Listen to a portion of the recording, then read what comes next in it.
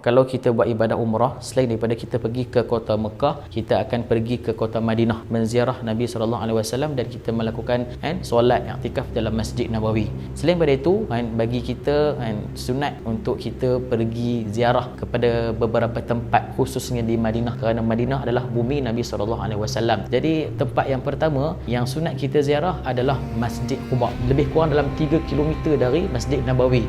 Kalau kita lihat sejarah dia, adalah masjid yang pertama sekali Rasulullah SAW bina ketika mana Nabi SAW sampai sebelum masuk ke kota Madinah.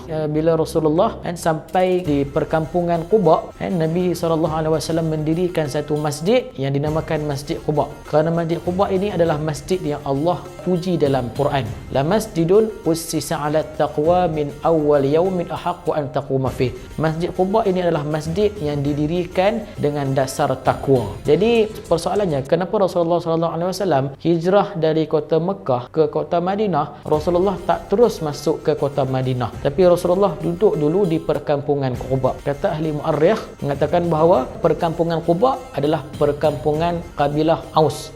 Dan kita maklum bahawa dulu ada dua kabilah yang bergaduh besar, iaitu kabilah Aus dan Khazraj, yang mana kabilah Aus dan Khazraj ni selalu bergaduh selebih daripada 120 tahun. Jadi bila Nabi SAW nak masuk hijrah ke kota Madinah, kebijakan Nabi singgah dulu ke perkampungan Aus ini kerana nak memberi nasihat, nak menyampaikan ilmu, nak ambil hati. Dan Rasulullah SAW bina satu masjid, Masjid Quba bagi diri mereka. Berbalik pula kepada sahabat-sahabat Nabi, iaitu orang muhajirin daripada Mekah pergi ke Madinah. Orang muhajirin ni, mereka merasakan bahawa mereka dah tak ada peluang, susah dah mereka nak buat ibadah umrah. Kalau mereka di Mekah dulu, mereka senang nak buat umrah, maknanya mereka boleh keluar daripada rumah dan mereka boleh pergi niat dan juga boleh melakukan ibadah umrah. Tapi bila mana mereka pindah ke Madinah, ketika itu sukar bagi mereka untuk melakukan ibadah umrah. Jadi ketika itu Allah Ta'ala telah hadiahkan kepada Nabi dan umat Islam, bagi siapa-siapa yang telah mengambil wuduk di rumah ataupun sekarang ni hotel lah, dan mereka berjalan menaiki kenderaan dan solat 2 rakaat di Masjid Quba, pahala dia seperti mana pahala melakukan ibadah umrah. Yang kedua, kita boleh ziarah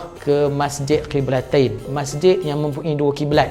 Ketika Nabi SAW berada di kota Mekah, kiblat bagi umat Islam adalah menghadap ke Baitul Maqdis. Apa kegunaan Kaabah? Apa fungsi Kaabah? Kaabah pada ketika itu adalah untuk mereka melakukan ibadah tawaf. Tapi bila mana nak solat, semua akan menghadap ke Baitul Maqdis. Jadi bila Nabi SAW hijrah ke kota Madinah, ketika itu orang Yahudi memperlekehkan Nabi, perli Nabi. Dia kata, apa ni Muhammad? Kata kamu buat ajaran agama Islam, agama yang betul, tapi kenapa kamu juga menghadapkan kiblat ke arah Baitul Maqdis? Mereka memperlekeh Nabi sehingga Nabi dalam keadaan sedih. Nabi sentiasa memandang ke langit supaya Allah Ta'ala turunkan malaikat Jibril untuk pindahkan kiblat dari Baitul Maqdis ke Kaabah. Lebih kurang dalam 16 ke 17 bulan Nabi SAW tunggu. Akhirnya Allah Ta'ala perintahkan, wahai Muhammad, wahai Rasulullah, alihkanlah kiblat dari Baitul Maqdis ke Kaabah, iaitu kiblat yang kamu suka. Itu adalah apa? Tempat sejarah yang mana kita boleh lihat bila mana kita ziarah ke bumi Madinatul Munawwarah. Yang ketiga, kita boleh ziarah ke satu tempat yang dinamakan sebagai Jabal Silak atau Bukit Silak, yang mana tempat tersebut dikenali sebagai tempat peperangan Khandaq, iaitu peperangan parit. Jadi waktu tu bukan Rasulullah sendiri yang mulakan peperangan,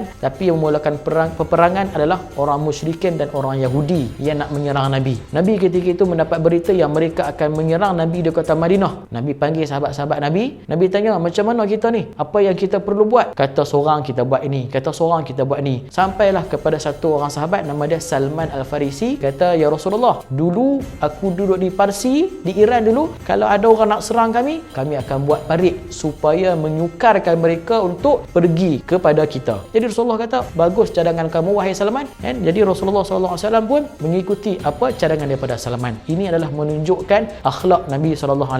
Walaupun Rasulullah ketua negara, ketua umat Islam, tapi kehebatan Nabi, dia menyokong pendapat daripada rakyat-rakyat walaupun dia bukan orang Arab. Yang keempat adalah kita boleh ziarah ke Bukit Uhud. Kita akan lihat panjangnya sepanjang 7 km dan ketinggian Bukit Uhud adalah 1070 meter. Kenapa kita nak lihat Bukit Uhud ni? Kerana Bukit Uhud ni adalah bukit yang Nabi SAW cinta, Nabi SAW kasih. Sebab satu ketika bila Rasulullah balik daripada satu perjalanan, bila Nabi tengok saja Bukit Uhud, Nabi kata, hadza jabalun yuhibbuna wa nuhibbuhu. Ini adalah bukit yang aku cinta dan bukit ini pun cinta kepada Nabi. Bukit ini pun kasih kepada Nabi. Selain daripada itu, kan, bila kita tengok bukit Uhud ini, dia memperingati kita, dia memberikan kita perangsang untuk kita buat amal soleh lagi banyak. Kenapa? Kerana Nabi SAW pernah sabda dalam satu hadis, Nabi beritahu, jikalau satu orang itu dia bertakbir dengan 4 takbir, iaitu solat jenazah, maka pahala dia seperti mana pahala qirat.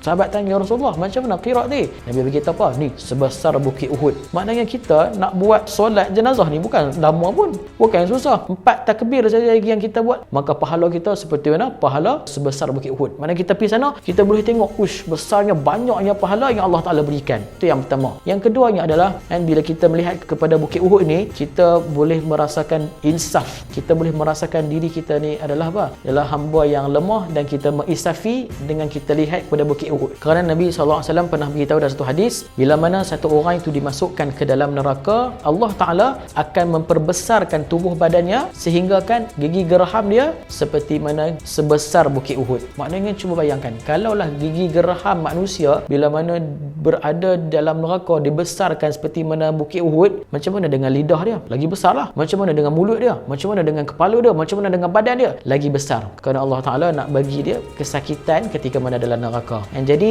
ini adalah bila mana kita pergi ke bukit Uhud, kita boleh mengambil pengajaran adalah kita nak menambah lagi amal soleh yang baik, dan kita nak menjauhkan diri kita daripada kita nak buat benda kemungkaran ataupun benda yang berdosa lah, maksiat lah sebagainya. Wallahu alam.